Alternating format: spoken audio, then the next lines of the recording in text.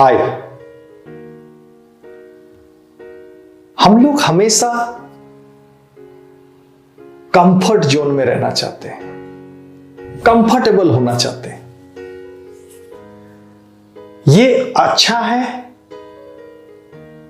या इससे हमारा कुछ नुकसान होता है? हम आज जानेंगे कि कंफर्टेबल और अनकंफर्टेबल दोनों सिचुएशन किस तरह से हम हैंडल करें। Comfort to certain extent is required, जरूरी है, और ज्यादा कंफर्ट हो जाए तो फिर हमारा ग्रोथ रुक जाता है, हमारा ग्रोथ कंप्लीटली रुक जाता है।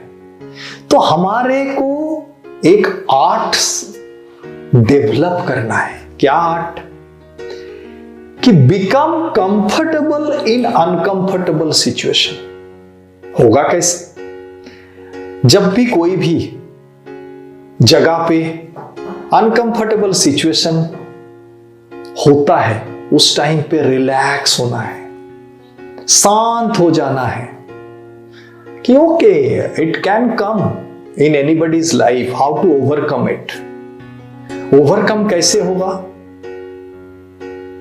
कोई भी कंफर्टेबल सिचुएशन बनाने के लिए आपको पहले देखना है कि ये कहां से आया है, क्यों ये it is making us uncomfortable, why. तो ये इसलिए अनकंफर्टेबल बना रहा है आपको कि आप जो जिस तरह से आपने अपना जीवन जिया है, वो जीवन जो अभी तक आपका जीवन का जो जर्नी है, लाइफ जर्नी है, वो एक सर्टेन पैटर्न पे है।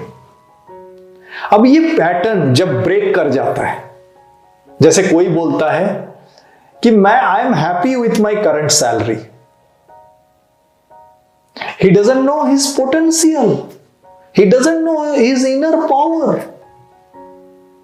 he doesn't know how much he can do. So होता क्या है कि उस केस में कंफर्ट जोन में आ जाते हैं, और जब भी कंफर्ट जोन में आते हैं तो हमारा कुछ करने का इच्छा शक्ति खत्म हो जाता है, डिजायर को हम किल कर देते हैं। Because desire is the seed of any creation. जब भी हम डिजायर अंदर उत्पन्न होगी, हम जब डिजायर पे रहेंगे तो हम कुछ क्रिएट कर सकते हैं, कुछ इन्वेंशन कर सकते हैं, कुछ काम अच्छा कर सकते हैं। तो डिजायर होना जरूरी है। जब हम अनकंफर्टेबल होंगे, कब? जब हमारा डिजायर बढ़ेगा। तो डिजायर बढ़ाना to certain extent is good, because desire नहीं होगा तो हमारा लाइफ स्टैग्नेट हो जाता है, रुक जाएगा, हम आगे बढ़ नहीं पाएंगे। तो हमारे लिए डिजायर इज रिक्वायर्ड। तो हम ये डिजायर जो है जब आया तो उस टाइम पे हम क्या करते हैं?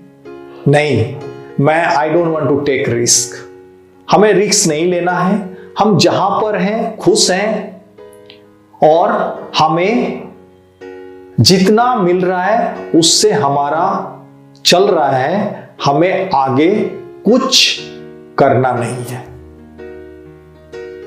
आपको पता है कि आपके अंदर क्या है, आप कितना जानते हो, आपके अंदर कितना टैलेंट है, आपके अंदर कितना जज्बा है, आपके अंदर कितना एनर्जी है, आपके अंदर कितना पोटेंशियल है, आपके अंदर कितना पावर है, हमें पता नहीं चलता है।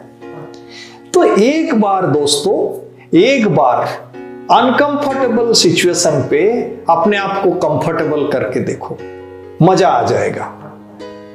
ये कैसे होगा? जब भी कोई सिचुएशन आता है, आपको अपने आप को अवेयरनेस के साथ रहना है।